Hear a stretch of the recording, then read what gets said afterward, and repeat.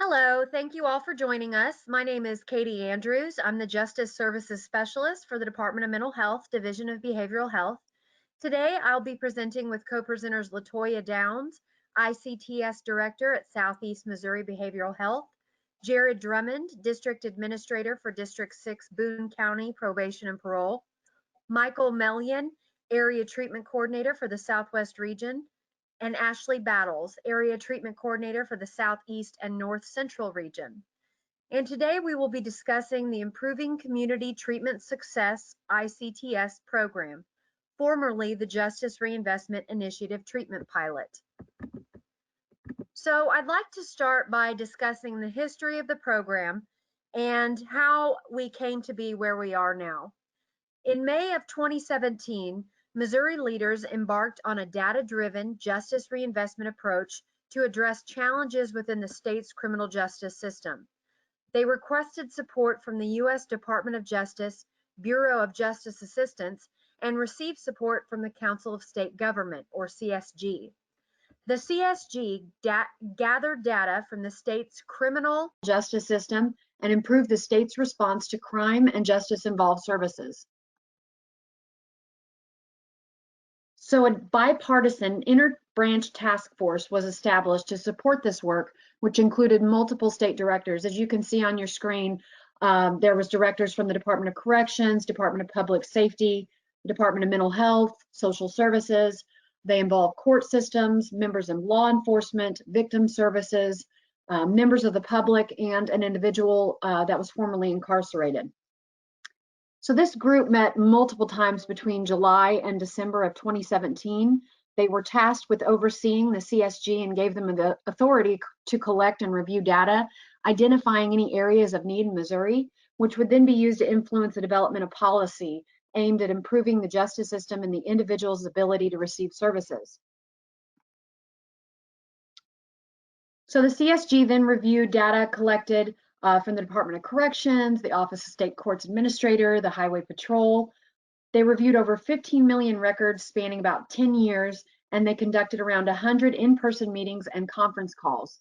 So, what did they find through all that data? Well, they found an increase in violent crime, an increase in females in the prison population, high rates of recidivism, and insufficient behavioral health treatment.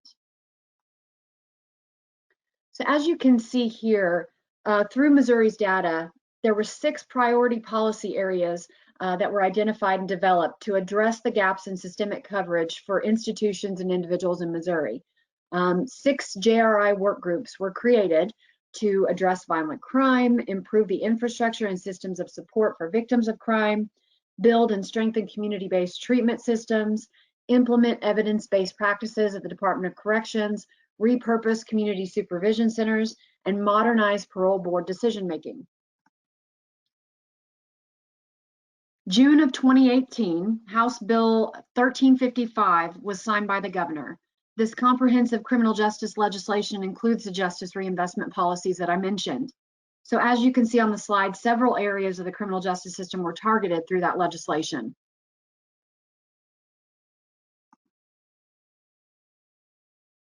The DOC was appropriated funds with the goal of reducing incarceration and reincarceration by ensuring criminogenic needs are addressed in the community. And we'll get more into that later on in the presentation. But this effort is based on accountability, and it measures and incentivizes the performance of providers. And I'll talk more about incentives and how that works for providers later on. So choosing the initial sites to pilot the program was initially based on revocation rates, sentencing trends, violent crime rates, existing probation and parole and treatment resources, Department of Mental Health, Department of Corrections, and the community's relationship with that area's community behavioral health provider. So as the program has progressed, so has the formula for determining how many clients can be served by each provider. So 2 years into the pilot, some observations have been made. First, the program is not really a pilot anymore, as the JRITP name suggests. So with the success and expansion, it's become time to change the name to better reflect the program's objective. So moving forward, the program will be the Improving Community Treatment Success ICTS program. It will obviously take some getting used to. Some folks will still slip up and interchangeably use JRI and ICTS. And for providers, I'd like to also mention that under See More, it'll still reflect the JRI service category, which I'll talk about later on in the presentation. And secondly, they noticed that focusing on a dollar allocation is problematic because it impacts the services and the clients served. They decided they needed a fact-based, replicable, predictive process to assess the demand for services. So they wanted to base it on an average daily population expectation, not a funding allocation. So that's what's called the ADP. Now there's still going to be a dollar amount attached, but that's only for planning purposes. The ADP should drive enrollment behavior, not the dollar figure. So on the next slide, you're just going to see how that breaks down. The funding formula is the demand times the ability to serve, which is what provides that ADP, or average daily population. The average daily population is then times by the cost per person per day times 365 days a year, and that's what equals that allocation dollar. So assuming there are no significant variances in like fixed costs, the variance in costs from year to year are driven by consumer needs and community resource patterns. The average daily population should be adjusted, not the service level provided. So it's important to communicate with the local probation and parole office and keep strong communication in order to determine if anything's changing. Department of Corrections and Department of Mental Health Central Office will both be monitoring this on a regular basis. So that formula will be reevaluated each year based on demand, capacity to serve, and past year spending patterns. As the data improves, projections will also improve, and they'll have a more narrowed down number. So on the next slide, you'll just see a map of where services exist currently. The red stars are the initial sites of the pilot. That's Buchanan up top, Boone in the middle, and Butler at the bottom. Then the first expansion site was in Greene and Polk County. That's that yellow star covering both those counties. And then most recently, our new expansion sites include Pettis County, Cole County, St. Francis County, and then neighboring counties, Phelps and Pulaski. Those are the blue stars.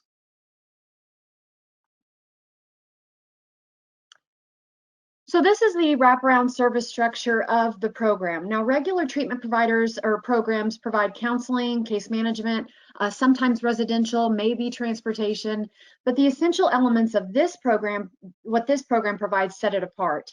This program is designed as a wraparound structure, which includes those I mentioned, but it goes beyond those supports to more anticipate the client's needs, which in turn will increase the client's success, improve provider outcomes, reduce recidivism rates, and overall improve the community.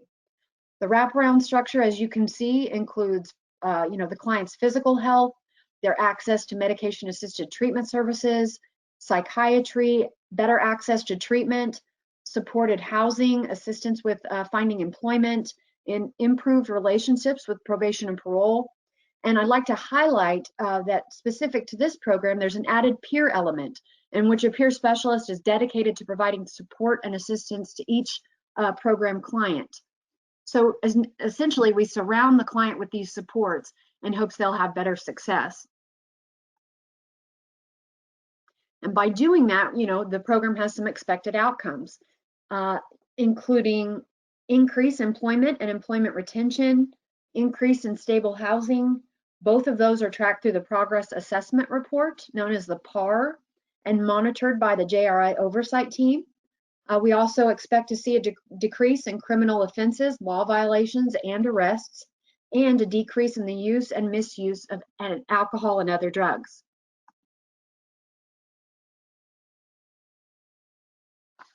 So on this screen, you'll see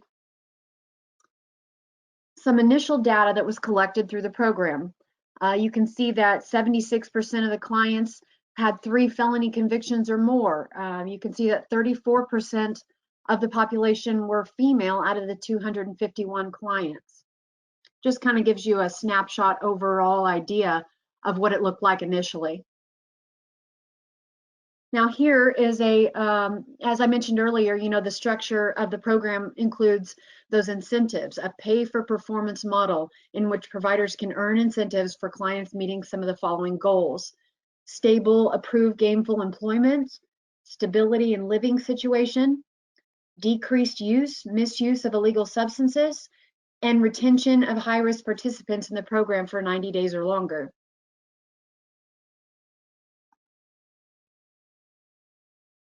So on the next slide, this is just a breakdown of primary substances of concern by the program. You can see out of 314 participants, 150 were using methamphetamine, cocaine, crack, and other amphetamines.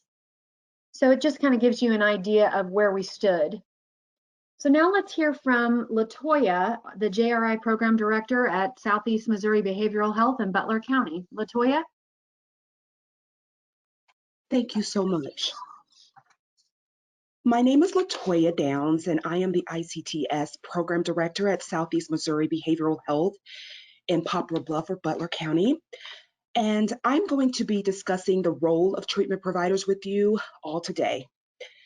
Your ICTS team will consist of your probation and parole officer, provider staff, which include the ICTS program director, counselors, care coordinators, housing specialists, employment specialists, and certified peer specialists. The care coordinator is identified as the hub. The care coordinator or care coordination is a service that ties all of the pieces of treatment together by coordinating with all team members. Care coordinators also work with you and the team in removing any non-clinical barriers to your recovery. Care coordinators can assist in finding transportation, food assistance, child care, health care, family reunification, and finding legal assistance, just to name a few. Peer specialists or certified peer support specialists are crucial and equal members of the team. They are men and women who have experiences similar to clients.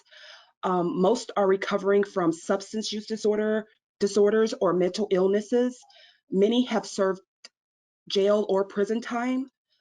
They've been homeless, they've lost family and friends, but have made positive changes, and each help clients with some of the same challenges they've faced and have overcome. Counselors focus on issues care coordinators and peer specialists cannot. Counselors they are there to help you develop skills that will help clients in their recovery. Our counselors are dedicated to helping clients. At times, they will push clients to work harder in their recovery by providing specialized counseling such as anger management, family counseling, trauma care, co-occurring counseling, and the clients learn how to cope with substance use disorders as well as mental health disorders. The counselor's specialties include substance use disorder counseling, or counselors who specialize in helping clients overcome their addiction, co-occurring disorder counselors whose specialty is in helping the clients understand how a mental disorder and substance use disorder impact each other. Trauma specialists are counselors who can assist clients in processing and overcoming negative impacts of past traumatic experiences that they've had. Family therapists will work to educate family and other closest to the clients on what they're experiencing, and then work with clients and any family that agree with developing healthy, positive relationships. Family involvement is critical to recovery, and SEMO Behavioral Health considers family as more than spouse, parents, siblings, or children, and sometimes it includes friends or extended family.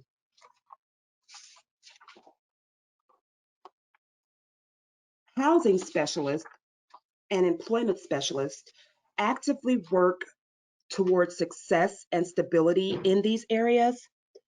So the housing specialist will work with the client to find safe, clean, comfortable housing. Settings will vary depending on the client's needs and includes residential treatment, supported group housing, sober, communal living, independent apartments, and single family dwellings such as multi-room apartments or houses. The housing specialist can help clients with deposits, utilities, paid or past unpaid utility or rental accounts that have become a barrier to finding housing. The employment specialist is on staff to help locate a job that are best suited for clients. Services may include appropriate work clothing, teaching interviewing skills, creating a resume, transportation to work site, and any barriers to finding, keeping, and advancing in a job.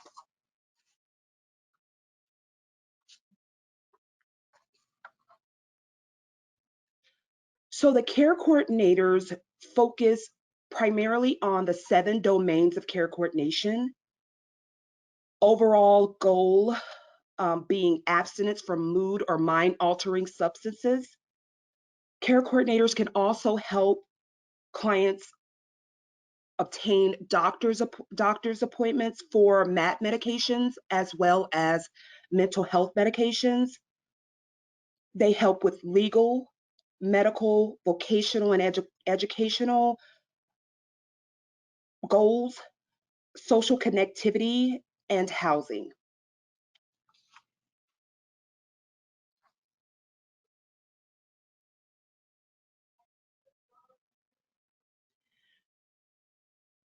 As discussed previously, your peer support specialist has past experience with substance use. Um, they support the clients by relating their past experiences.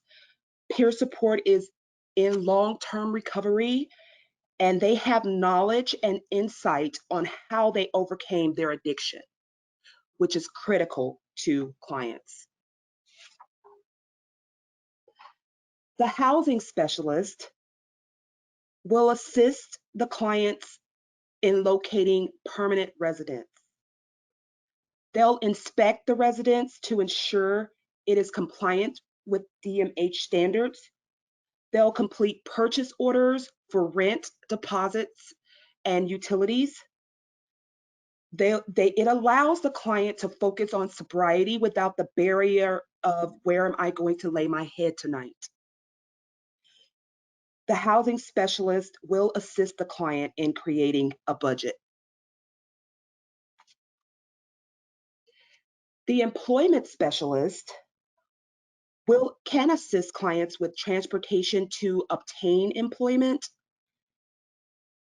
They will also assist with creating resumes and identifying the client's strengths and weaknesses in work history. They'll assist the client with joining job training programs that can further assist them in their career goals. And they can also assist the client with completing Social Security disability applications if needed. The role of the treatment provider is to complete a comprehensive assessment of substance use disorder and any co-occurring mental illness the clients may have. Keep in mind, the program is not designed for primary mental health. The treatment provider evaluates functioning in domains critical to recovery. This can include family and social supports, trauma, physical health, education and employment, and living arrangements. It also includes rendering diagnoses, recommending services for clients, creating a therapeutic alliance between the client's supports,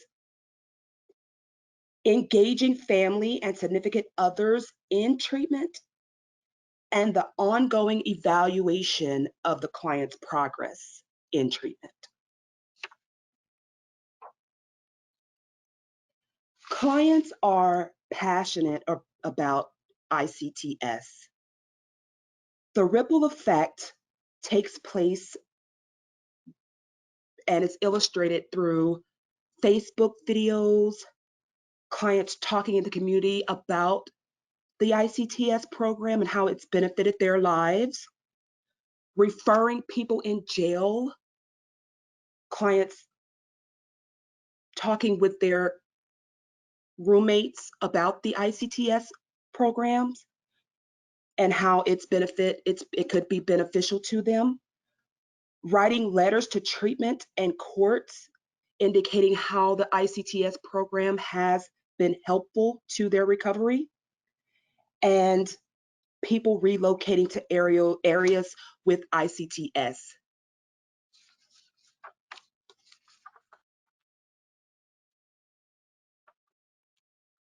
Now we're going to have Jared Drummond, the district administrator.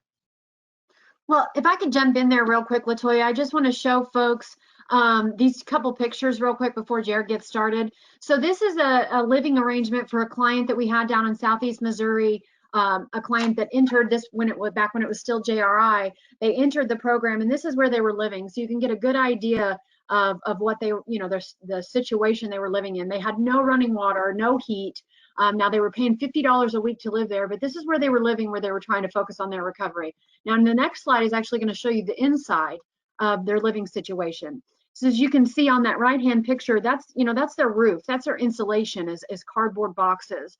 So what this program was able to do was provide those supports to the client and get them into stable housing so they didn't have to come home to this every night. Now imagine that you're going through this program, and you're trying to focus on bettering your life. You're focused on each element of your life, but this is what you come home to. So this program was able to assist this person get out of this housing situation and get into something more stable, where this was not what they dreaded coming home to. This would probably feel pretty hopeless to a client with no heat. I mean, how could you even focus on trying to recover from your situation and really get to work and all those types of elements of your life when this was where you were living.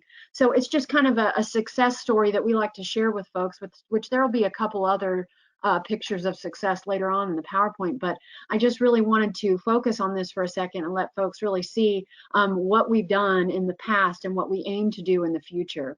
So now I will let Jared go ahead and speak. Jared Drummond, if you wouldn't mind. All right, thank you, Katie. Good morning, everyone. So as we look through here and we go to these next few screens, we're going to briefly talk about the role of probation and parole and how we fit into this picture of as being a part of the JRI team, and specifically talking additionally about some different forms or different components of probation and parole, and clarifying some issues related to the violation process and how that may apply to our clients. So historically, probation and parole up until about 2019, or excuse me, summer of 2019, our supervision consisted of primarily in the office. So what that means is we had scheduled office visits with our clients. They would come in for a large report day. They would know when they were coming in. At that time, we would collect urinalysis, talk about the next meeting, give them a next report date.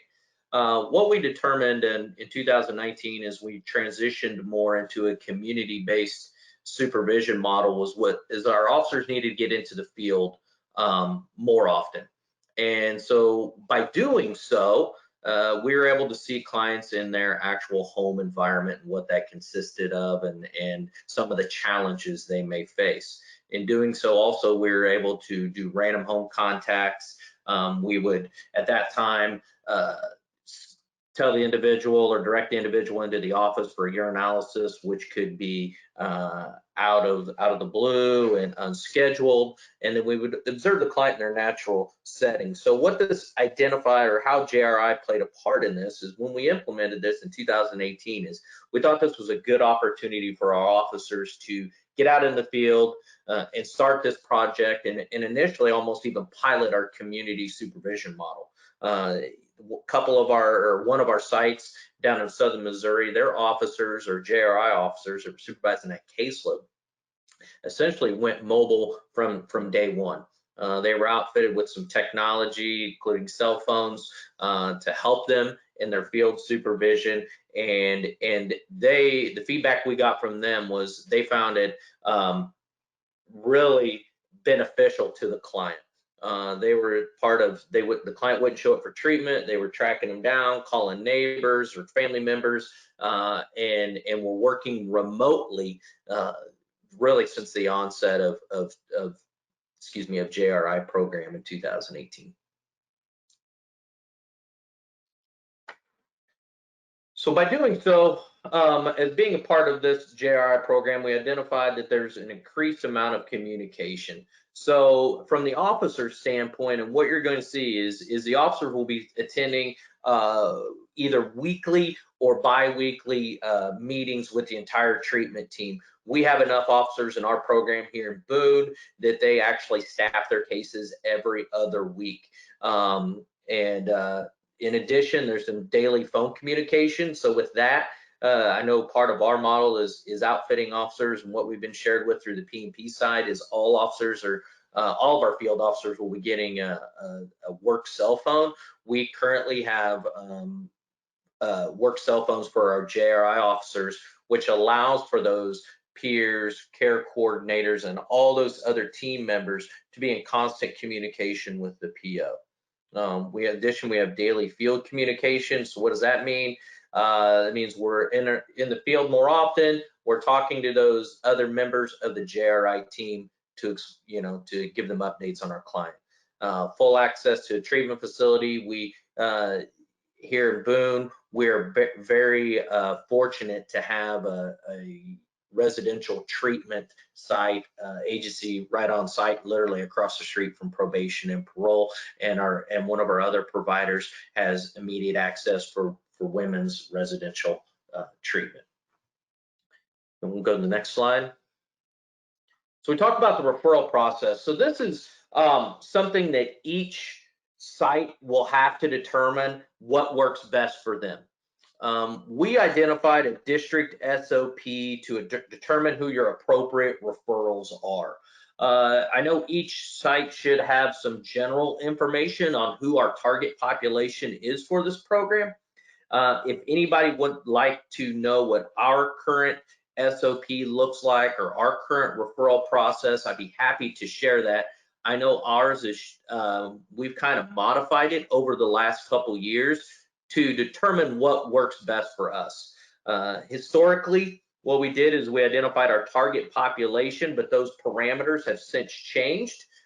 We identify a smaller group of our male population as part of this. We're targeting our high to very high, our males that score high or very high on the ORAS overall, and as well as scoring moderate, high, or very high on the substance use category in the ORAS.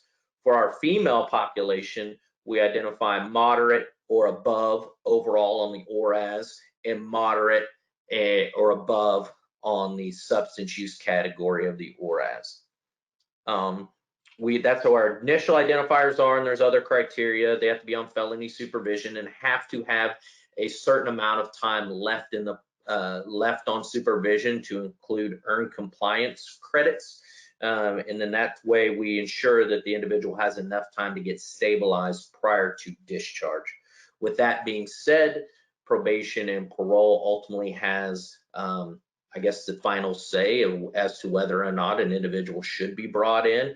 And we have to remember that we are truly dealing with people's lives. And sometimes we may have to look at those cases on an individual basis. But like I said, anybody's interested in our SOP, I'd be happy to share with it and kind of briefly talk with those upcoming P&P sites or those coming on board in the near future. If you'd like to talk about that, please feel free to hit me up and I can share some of that information and resources with you.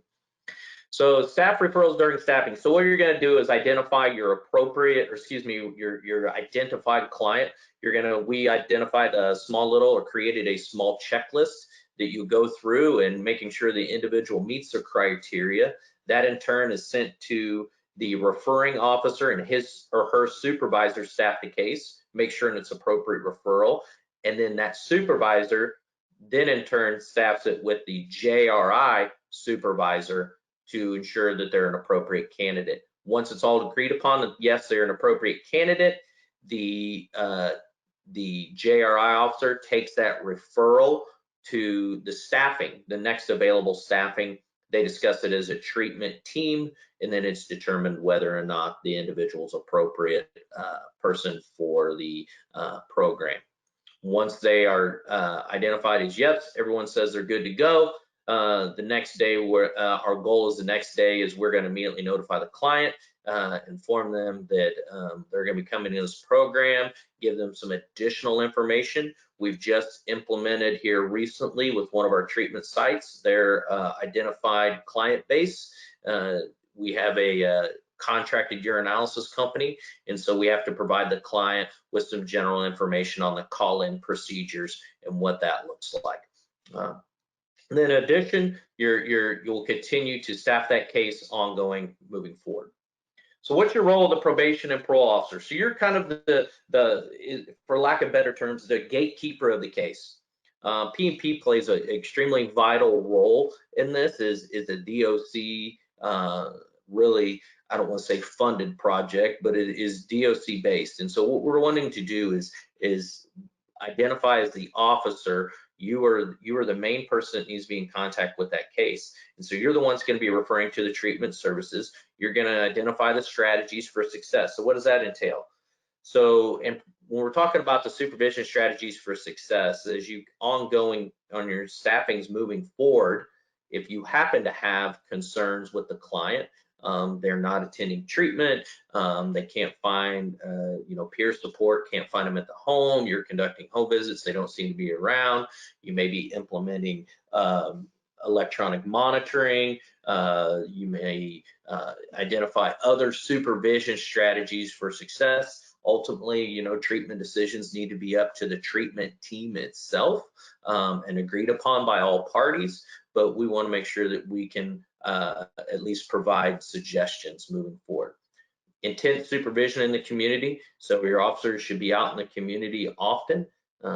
We should be moving forward with our contacts per the ISP level. I know where that may look a little different here due to COVID, but I know we also have moving forward, we got some different contacts coming out in our conference call here in a few days, but for the most part, that should be on an ISP level, and so you'll need to work with your officers to make sure they're making that contact. And ultimately, what are we trying to do here? We're going to try to improve public safety. So by identifying this target population, getting them engaged in services, working with having the officer work with the client, work with that treatment team, hopefully in turn will increase public safety.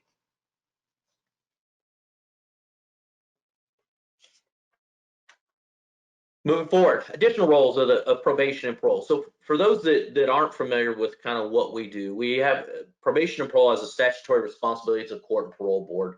And this is per some of our policy information, be a case management process leading to enhanced public safety, enforcement of supervision conditions, and client success.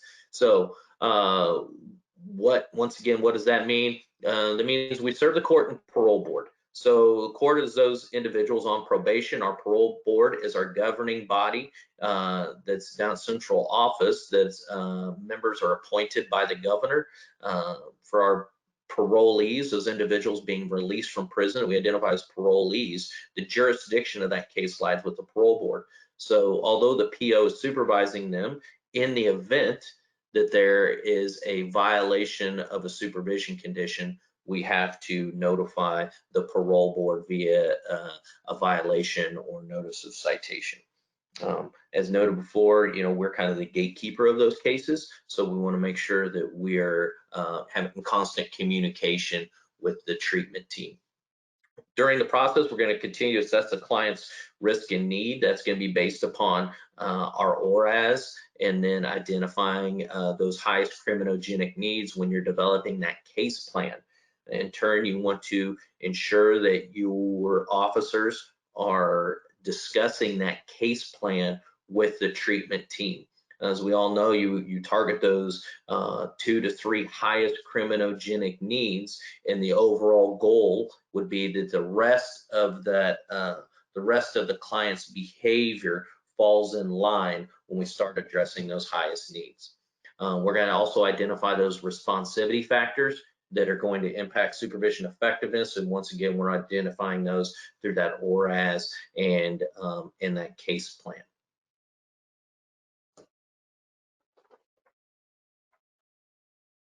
Moving on, additional roles, probation and parole officer, we're going to use MI and other resources to assist the client with intrinsically motivating them in some positive life changes. So as an ongoing basis, I know through our counseling partners, they're doing the same thing. We're going to positively reinforce client success. So how do we positively reinforce a client's success? That's using that motivation survey, using your mom to identify, to reinforce, that good behavior. And in addition, we're going to incentivize the clients should they have any, should have something come up. We're going to use sanctions and incentives to help motivate and apply or to redirect negative behavior or reinforce positive behaviors. Once again, that falls in line with our mom, the motivation survey, and using our partners as part of the treatment team to provide incentives for that good behavior. Now, how do we redirect that negative behavior? That's going to be up to the officers and the treatment team during those staffings as to what we can do. Once again, we're here to help the client. We also need to hold them accountable, all right? And we want them to be, be individualized when you have an individualized plan for each one of those individuals. We're going to identify our criminogenic needs, drivers, triggers. Once again, that falls into the ORAS, or the Ohio Risk Assessment System. And for those that aren't familiar with that, that is our adopted agency assessment, risk and needs assessment tool that we're applying for all the individuals under supervision.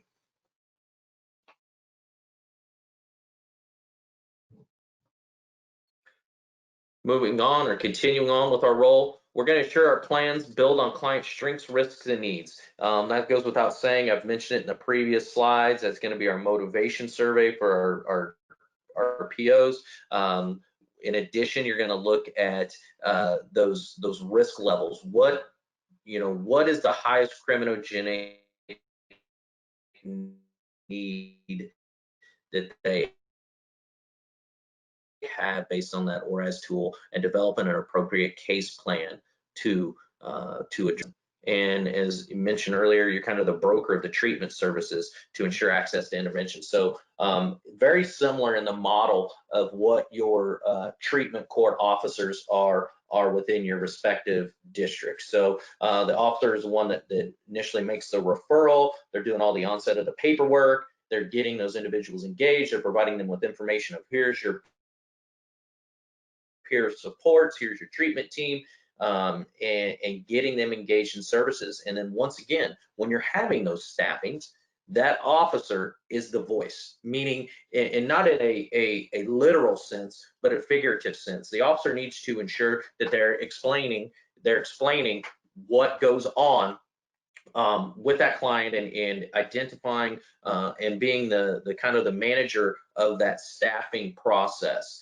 And if there are needs that the client has, they need to be voicing those. The officer is responsible with, in addition, that PAR that Katie mentioned earlier, that progress assessment report, and identifying the needs. And if there are identified needs, they're in turn communicating with the treatment team, whether it be housing specialist, care coordinator, employment specialist, the counselor, as to what that client needs to be successful.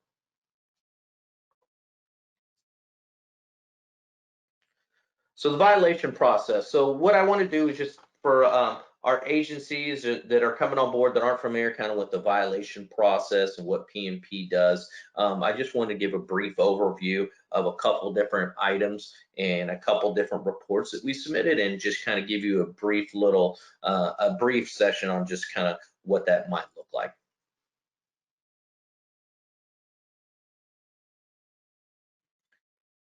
So 2 types of notices we provide to the court, or 2 types of reports that we'll provide to the court or parole board when there is a violation of the client's supervision. So the first being our notice of citation. Citations are submitted under certain circumstances and when no court action is being requested. So we have, generally we have 10 conditions of supervision that clients must follow, and then 11 being special conditions that may be implemented by the court and parole board. So under certain circumstances, we can submit a notice of citation, and here in a little bit, I'm going to talk about what those, what that might look like. But specifically, it's when no court action is being requested. So several years ago, when we updated our violation process, we wanted to come up with a formal notice that a violation of supervision had occurred, but make it more user-friendly for the officer and a lot quicker. So what we identified was we created a notice of citation that comes with an automatic recommendation for continuance, so you don't have to actually spell that out in your report. And so it's a lot quicker way to inform those respective sentencing authorities that a violation had occurred. There are some that are mandatory, and then some that are discretionary. Violation reports. Violation reports are required in some circumstances, may or not request action by the court or board. For the most part, what you're going to see when a violation report is submitted, it's going to be due to either a laws violation, or we're requesting action by the court or parole board. That may be in the event that someone has absconded, we're unable to locate them, we're submitting a report to the court or parole board, either A, noting that we're issuing a warrant, or B, requesting a warrant. That's for the most part you're going to see in the form of those violation reports, is when we're seeking some type of action by the court or board. The purpose of that is a formal notice. So the reason we give these are a formal notice to the court or parole board, a violation has occurred, and we're going to base our recommendation relative to a violation. Please understand that those recommendations are on an individualized basis. Every case we're going to take into consideration differently. What's currently going on with the client, what they presently are or are not doing, and be an assessment, an objective assessment of their performance up to that point. We put a short slide in here regarding warrants. Please be advised that probation and parole can issue warrants to protect public safety. And they're for our team members that they're on here with the P&P team, we all know what those might entail. We got to have a clear and convincing standard of proof that a violation of the supervision has occurred. Not only are we issuing that to protect members of the community and public safety, we have to understand also that sometimes that individual themselves or the client themselves, we might be protecting them. So in the event of they're actively using, we know they're actively using, they've left treatment, they've kind of gave up or left the recovery-based housing, something along those lines, take those on an individual basis, but that might be the possibility where we do issue a warrant. So as the second notation says, pose an immediate danger to community staff or his or own well-being. So that's what I briefly talked about, that in the event that we do need to issue, it might be to protect the client's own well-being. So we're going to talk about a couple technical violations. So what is technical in nature? We're going to talk about those are violations or supervision that aren't related to a laws violation. So absconding, that's generalized term we use for when the individual's not reporting, meaning maybe they're not showing up to treatment, they left their residence, they're not seeing their PO as directed, or the officer is unable to make contact with them. When we note those technical violations, for the most part, specifically absconding, it's going to be in the form of a VR with either a warrant attached or a warrant request. Please note that something as we're talking about this warrant, and I briefly mentioned a minute ago, probation and parole can cancel or rescind that warrant if the client re-engages prior to law enforcement contact. So as a peer support or as a care coordinator or those other members of the treatment team, if you're staffing those cases and the officer says, okay, hey, I had to issue a warrant, I can't track him down, but then let's just say it's 2 or 3 days later and Johnny makes contact with you and says, hey, I fell off the wagon, I've relapsed, I want to get help, I want to get back in the program, please, please, please. Then in turn, what your job would be to then notify probation and parole. And once probation and parole has eyes on the client, all right, and it can identify their whereabouts and provide them some guidance, at that juncture, we have the ability to cancel that warrant.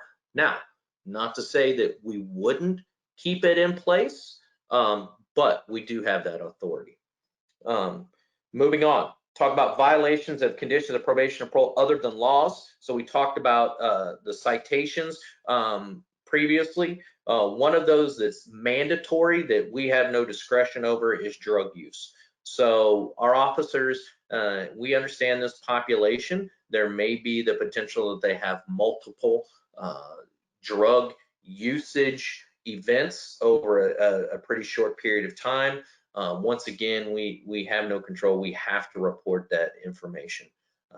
If the client would happen to travel outside of the local area, those are discretionary. Associations with other felons is discretionary, and there are a few others. So that's going to be kind of what we've identified as the top 2 or 3 with this population that we've seen. So you're going to have to make those decisions on the violation or notice of citation on an individual basis, make your recommendations based on an individual basis and the client's performance on supervision up to that point.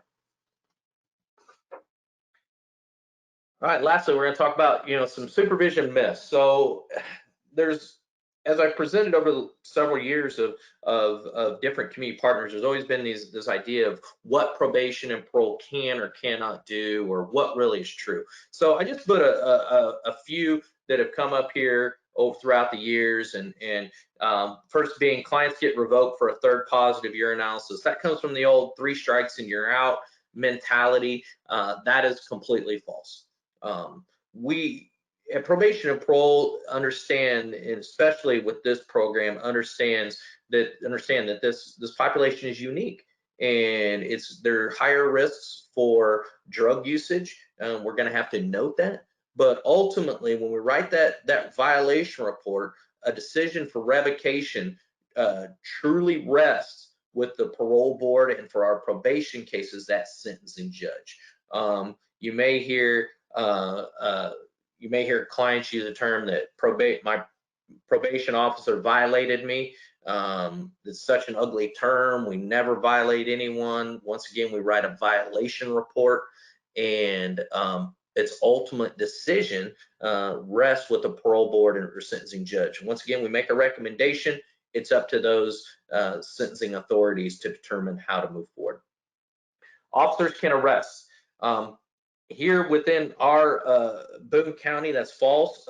We do have a couple pilot sites that are affecting arrests based on probation and parole violation warrants, and a few other, but for the most part, officers cannot arrest. Our authorities truly lies with issuing of a warrant, and then we notify law enforcement to actually effect an arrest. Generally speaking, clients do not get revoked for a technical violation. This is true. So this is what, as Katie mentioned in some of the earlier slides, that's why the program was developed, is we saw that our revocation rates for technical violations were really high compared to the national average. So what we wanted to do was implement a program such as this for those clients that do struggle with substance use disorder, and implementing some type of program to hopefully, get them the help that they need to then turn be successful and modify some long-term behavioral changes. So, and then lastly, clients are generally aware of the circumstances of their confinement violations. That's true. If you have a client and you're part of your team, and one of the clients said, I have no idea why I'm in jail. Why don't I have any idea why my parole officer issued a warrant, or why idea my probation officer gave me that citation, or any. That is for the most part false. Your officers should be providing that client as soon as possible a copy of that violation report, and in turn, if there's a warrant issued and they're in confinement, we should be providing that client with a copy of the warrant. And there's some other statutory obligations we have to do as well to then conduct the violation interview. And for our citations, as we're submitting those plans to address that behavior or modify that behavior should be discussed with the client. And we're going to sit down with them, and we're going to determine how is best that we're going to address or take on this behavior. And we're going to meet one-on-one with the client, develop a plan, and hopefully using those SMART goal guidelines to hopefully in turn modify their behavior long term. All right, so the next slide, or excuse me, now here you're going to see that they're going to place a link, to a Facebook Live presentation. We won't be playing it now, but feel free to view it later on after we conclude today, or at your earliest convenience. But now I'm going to turn it over to Mike, one of our area treatment coordinators. Mike. Yes, thank you. Good morning. This is Michael Melling, Area Treatment Coordinator, Southwest Region. We're going to talk a little bit about the justice involved, the offenders. Over the next few slides, we're going to talk a little bit about identifying the risks, the needs, and the responsivity of the offenders, and some of the interventions that we could use, and a few of the assessment tools. And before I begin, it's not a one and done. This is something that is continually being done with every staffing, as our lives change on a daily basis. All right, so we're going to begin here with best outcomes are achieved in criminal justice when the intensity of criminal justice supervision is matched to the participant's risk for criminal recidivism or likelihood of failure in a rehabilitation program. So we want to identify some of their criminogenic risk, which is the probability of criminal recidivism, likelihood of an arrest and or conviction for new crimes, or return to custody for technical violations. Interventions target the specific disorders, the behaviors, the motivation to commit the crimes, or the conditions responsible for the participant's crimes. Risk. High risk, basically this means an event is more likely to occur by choice rather than by chance. Risk factors in criminal justice assessments does not typically refer to the seriousness or the harmfulness of the event. Assessment tools validate the probability of rearrest or conviction of new criminal offenses.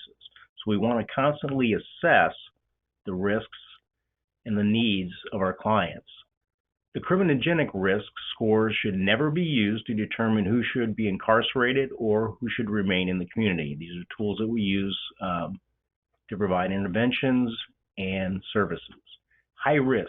Individuals are unlikely to stop criminal behavior unless they receive intensive services. Those are the wraparound services that have been discussed earlier.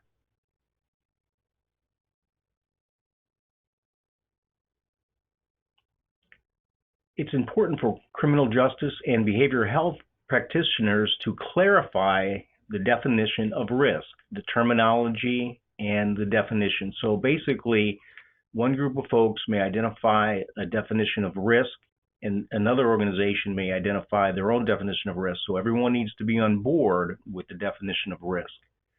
Behavioral health providers may use risk in relation to clinical or medical prognosis. Higher risk individuals need to receive intensive services and are less likely to seek treatment voluntarily and or remain in treatment when directed. Clients with high risk criminogenic risk require more structure and accountability to ensure they engage appropriately in treatment. That's why we do these staffings.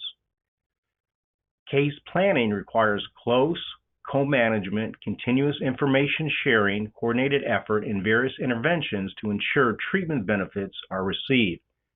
Treatment interventions should be focused on each individual's needs. It's not a one-size-fits-all, and again, these continually will change.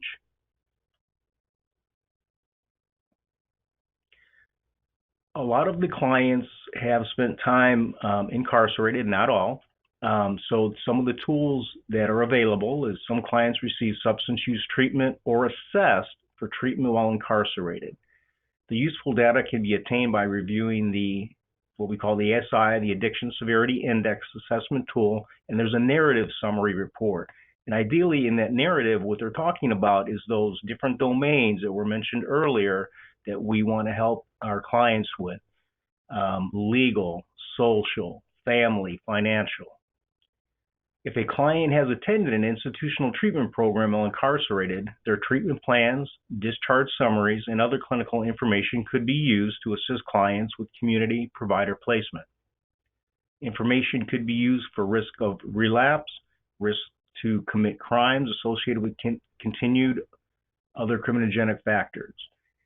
An example, someone returns back to substance use. Sometimes individuals need the money to fund their drug of choice. Some individuals may lose their job, they panic, they go back to committing crimes to keep the lights on, food on the table. So criminogenic needs are characteristics, traits, problems, or issues of an individual that directly relate to the likelihood to reoffend and commit other crimes. Criminogenic needs can be influenced through programming and intervention. So again, we want to identify those, jump in there, put the interventions and services in place. Some examples are contact with the delinquent peers, hanging around with the people that they got in trouble with, addressing their antisocial attitudes and behaviors. Some of your non-criminogenic needs, okay, they're going to have problems or may have problems in work or school. They return to the substance use, having problems with the family, marital relationships, financially. They're not going out and having good, healthy recreational activities. Most often a result of a crime rather than the cause of the crime. So what we want to do here is we want to figure out why are they committing the crimes. And this could also deter the individual in the treatment process with low self-esteem, situational depression. They could return to that substance use. They could lose a job, have marital problems, and it's a snowball effect. Treating non-criminogenic needs before criminogenic needs may be associated with negative outcomes: higher recidivism, increased substance use, and unemployment.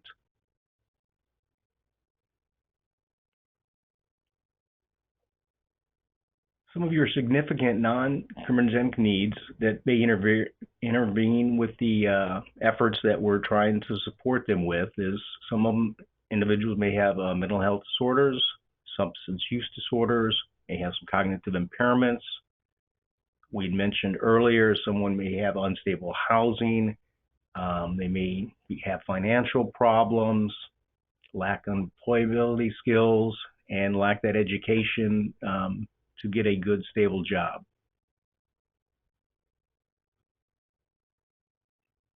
So your responsivity needs or non-criminogenic needs must be addressed before rehabilitation can be effective. And we discussed this earlier. We need to make sure that the individual has stable housing, address mental health issues, address substance use, and help them get employment. That's why we have all those individuals in the wraparound services.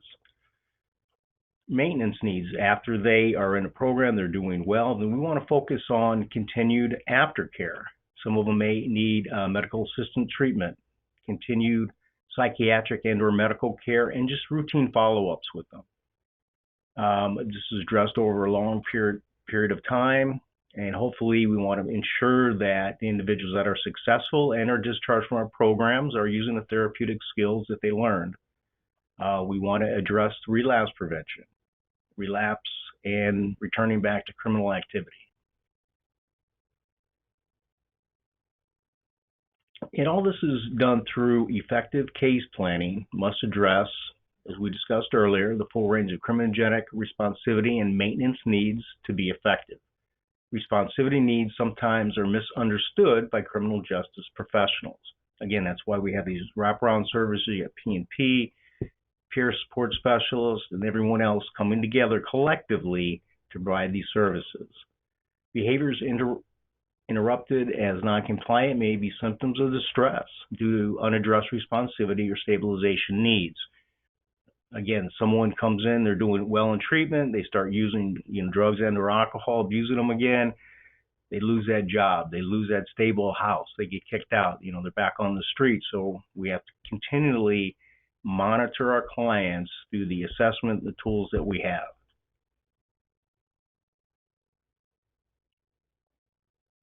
Some of the cognitive behavioral approaches that we're using out there right now is your MRT, decision points, moving on, and your cognitive behavioral intervention substance abuse programs.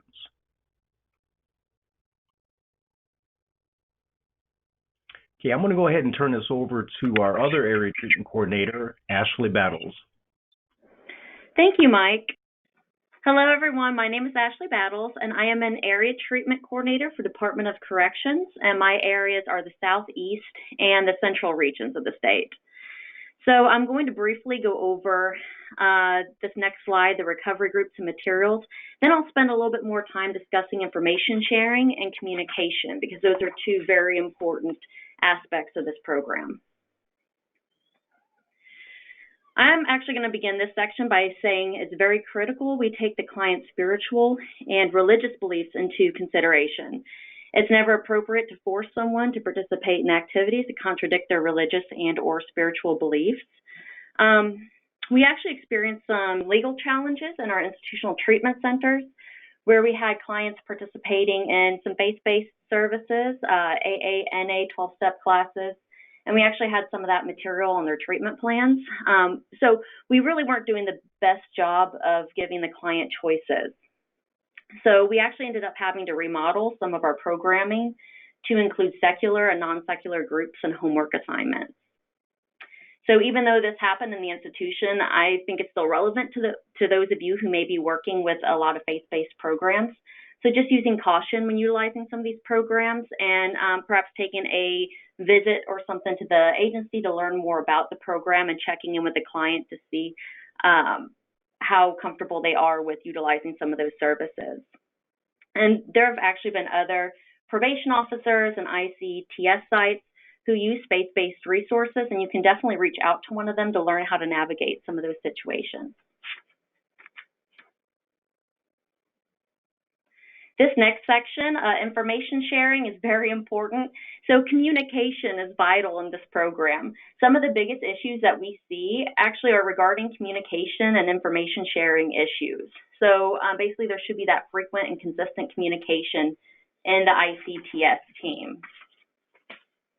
So going into the guidelines and information sharing, that informed consent needs to happen with every client. You need to make sure that all consumers and maybe consumers' families are aware of rules around communication between criminal justice system and the mental health and the providers. So it's really important that you let that client know, this is what we're going to be discussing in some of these ICTS staffings.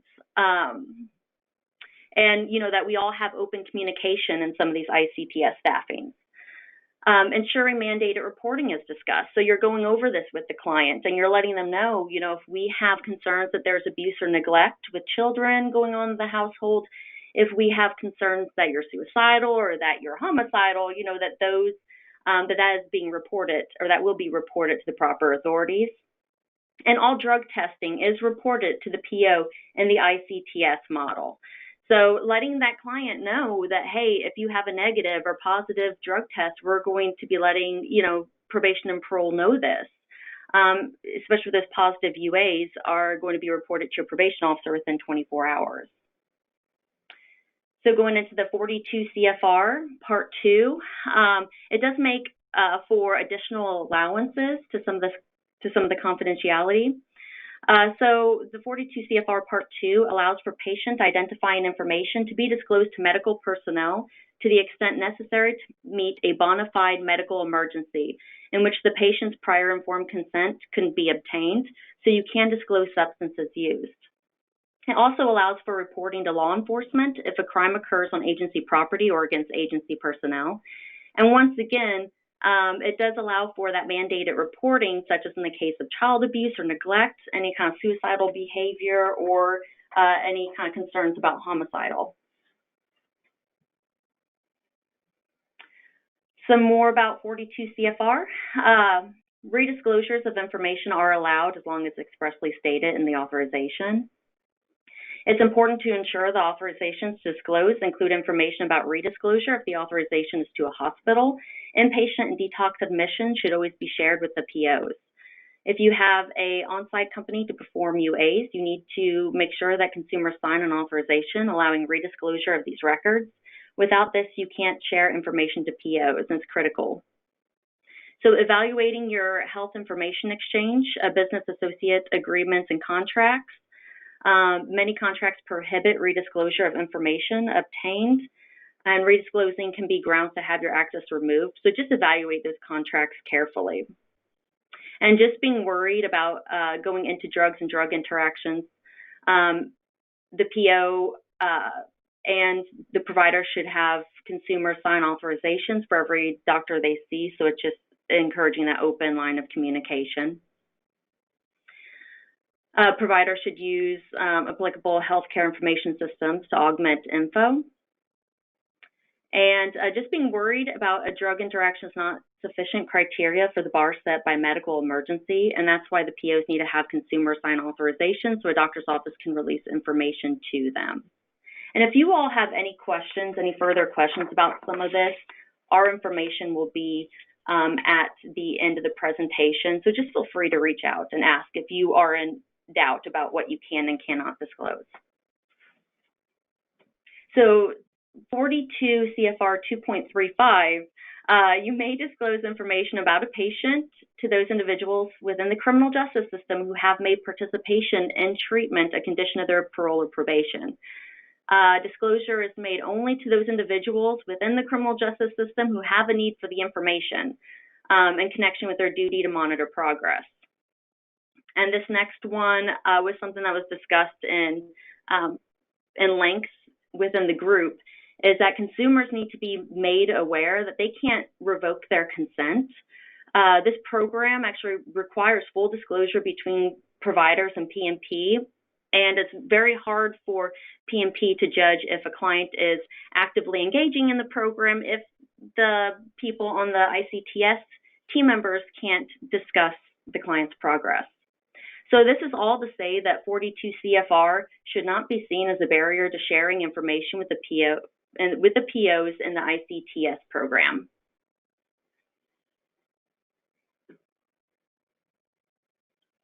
So I'm going to go over a collaborative treatment model. So team-driven, so decisions regarding client incentives, interventions, goals, when the client should be accepted into or transitioned from the program are actually determined by the entire team.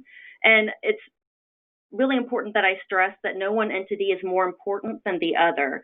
Everyone on the team, whether or not you're a probation officer, care coordinator, housing specialist, employment specialist, a peer, is expected to provide input in each client's care during those staffings. This program is very individualized. So what we found out is that cookie cutter approaches do not work with our clients. Incentives, interventions, and goals outlined in the treatment plan must be individualized to the client.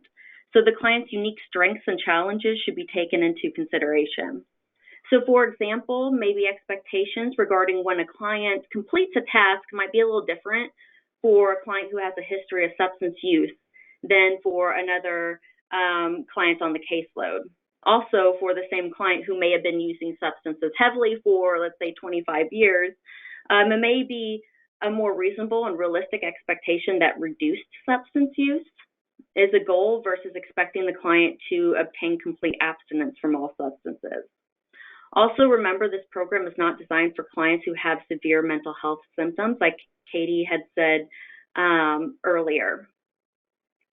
So this program is measurement guided. So each client's treatment plan clearly articulates personal goals and clinical outcomes that are routinely measured. Treatments should be actively changed if clients are not showing expected improvement until the goals are achieved. We also have expected outcomes that we are measuring with this program.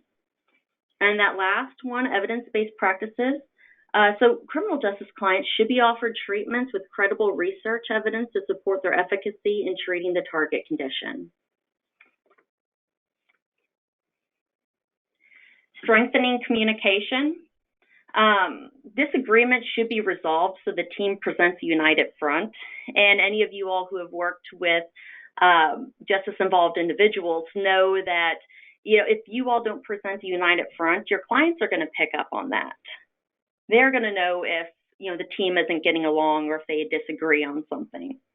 So presenting a united front by addressing issues and concerns is very vital in the program, as it allows the team to focus on the client and address the client's needs appropriately. So disagreements will happen, and they may happen a little bit more frequently. So it's not a matter of if these disagreements happen, but when they happen and how that team works through and processes those issues. So team meetings are the places disagreements should be aired and resolved. So don't just let some of those disagreements stew. Once again, the problem solving together builds bridges, talking about each other builds walls, and just having that open and honest communication. And that's including giving and receiving frequent feedback for both probation and parole and the providers. So frequently asking each other, what can we improve and what can we do well? So use that communication ladder. It was actually developed to encourage probation and parole and providers to discuss challenges and concerns openly and directly with each other. And actually what we found out is that most issues and concerns could be addressed appropriately, quickly, and a lot more efficiently when they were hashed out locally. So you all are much better problem solvers for your own agencies. You all know what's going to work best for your region and for your agency. So including the frequent executive level ICTS meetings. So those could include the RA, DA, DMH, and DOC staff as needed. And they're really developed to discuss chronic issues, challenges. They would be a good way to discuss any kind of changes that you all may be having with your policy and procedure.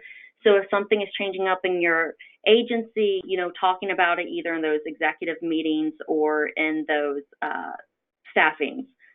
So the executive level meetings, we're expecting those to occur monthly, so they can be on a conference call or face-to-face. And that last one is respecting each other's area of expertise and asking for clarification. And that involves a little bit of trust on both of your sides. That involves trust that with PNP and the providers, that you trust each other, that you have the knowledge, skills, and abilities to do their job. And asking for clarification is really important too. Once again, just not letting some of these questions stew. If you don't understand something, ask it openly in that JRI staffing or in that executive level meeting. So if you have, for example, if there's a client who isn't getting into inpatient services, don't just and you disagree with that, don't let that stew, but ask for clarification and gain a little bit more knowledge about why that might be. All right, continuing with strengthening communication, sharing client trends and best practices within the ICTS team strengthens the team, and we should also be talking with other ICTS teams and sharing those trends and best practices. There may be additional training that's needed for the provider, for PNP to offer education in some of their areas. So, for example, some appropriate trainings may include PNP offering more education or training regarding the violation process or how they do home visits. or what it means whenever they're recommending revocation. Or perhaps the employment specialist provide training on what their roles entails. Sharing client successes. It's important to remember that client successes are shared with the entire team. No one person contributes more to a client's success. No one entity is kind of driving this home again, as no one entity is more important regarding client success in this program.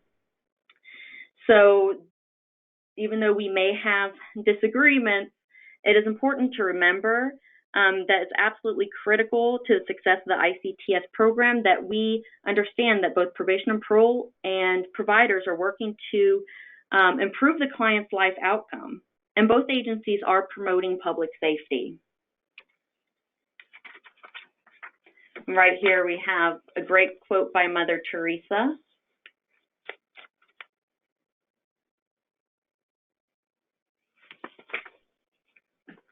The last thing that I'm going to be discussing with you all is the importance of language. The everyday language that we use really matters with our clients. Words are powerful. So the words that we use to describe substance use disorders have a significant effect on those with a substance use disorder and actually how they're treated. And what studies have found is that derogatory terms encourages that distorted and negative view of substance use disorders and discourage people from obtaining the help they need with treating their use. So using people first language. So basically don't define the person by their substance use, focus on the person first. For example, instead of saying she's an addict or she's a junkie, she's an alcoholic, saying she has a substance use disorder or she is using meth or she is using heroin or she's injecting heroin. This language strays away from putting labels on the individual. It's less shaming, and the client is going to view that as being easier to change versus this is who I am. So another thing that I hear a lot is saying, you know, you have a dirty UA or you have a clean UA, and we want to kind of stray away from that to say, well, you had a positive UA or a negative UA, or that person is clean. You know, you can rephrase that to say that person is in recovery. With defining terminologies, that's pretty important. So because we use a lot of terminology, so it's important not to only educate ourselves and clients about appropriate language, but to define what we mean by certain terminologies and use language that's easier for the clients to understand. So some of our clients might have difficulty with concentration and comprehension, especially if they have, like, once again, that significant extensive substance use history. So checking in with clients, you know, do you know what we mean when we say that you are actively engaging in the program? Or do you know what we mean when we're talking about transitioning you from the program? Do you know what we mean whenever we say you are in the contemplative stage of change? So the DSM-5 changes the Diagnostic and Statistical Manual of Mental Health Orders, or DSM-5. That's what kind of outlines the criteria for substance use disorder. They actually changed their language regarding substance use, so they actually did away with the historical terms of abuse and dependence, and they actually put substance use more on a continuum with, like, mild, moderate, and severe symptoms. So once again, instead of saying, you know, this person is abusing substances, you can change that to this person is using substances. And the last one there is using strength-based language. So using language that focuses on the strengths of the individuals and promote positivity can be very powerful for our clients. So using language that represents behavior that can be changed, because it's easier for the client to feel like they can change those behaviors. For example, replacing the word problems with challenges promotes more of a sense of empowerment. So I believe that that is all I have for you all. So I'm going to turn it over to Katie to discuss some frequently asked questions.